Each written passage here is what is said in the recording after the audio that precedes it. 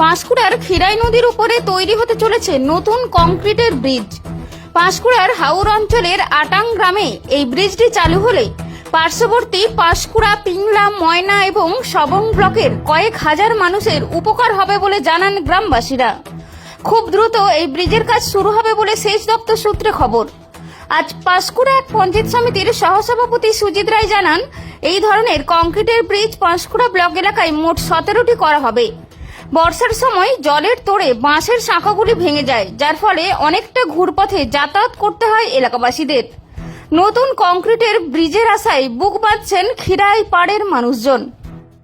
কতদিন থেকে যাতায়াত করছেন? 10-15 বছর। আপনার বাড়ি কোথায়? জঙ্গল শাহ।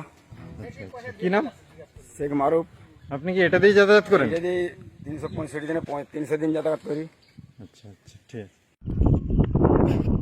বলছি, বাঁশের ব্রিজ পেরিয়ে যাতায়াত কতটা সমস্যার সম্মুখীন হতে হয়?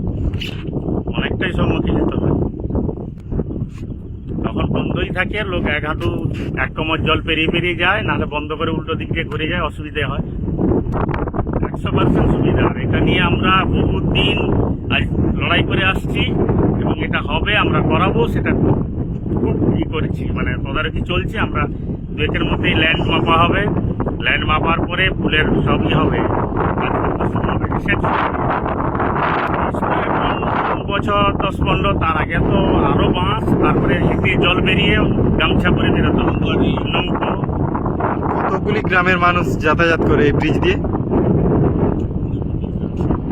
20-25-এর বেশি হবে গ্রাম, তারপরে অন্যান্য জায়গাও আছে, কিন্তু যাতায়াতের সমস্যার জন্য মানুষকে অনেক দূর হাউস স্টেশন অবধি যেতে হতো, নাহলে এটা আমাদের খুব সামনে।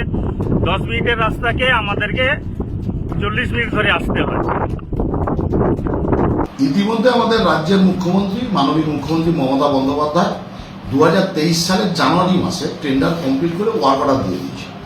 কেন্দ্র সরকারের আওতাধীন এনসিপিটি বলে একটি কোম্পানি এই টেন্ডারটা পেয়েছে এবং তারা এই কাজের বরাদ পেয়েছে। আমাদের পাঁশকুড়া ব্লকে, গোটা পশ্চিমবাংলায় একসঙ্গে 122খানা ব্রিজ তৈরি হচ্ছে, তার মধ্যে পাঁশকুড়া ব্লকে হচ্ছে 17খানা ব্রিজ এবং তার মধ্যে খিরাইয়ের উপরে এবং খিরাই পেঁয়াজখালির উপরেই সব থেকে বেশি ব্রিজ হচ্ছে। আমাদের পাঁশকুড়া ব্লকে 17টা ব্রিজ হচ্ছে।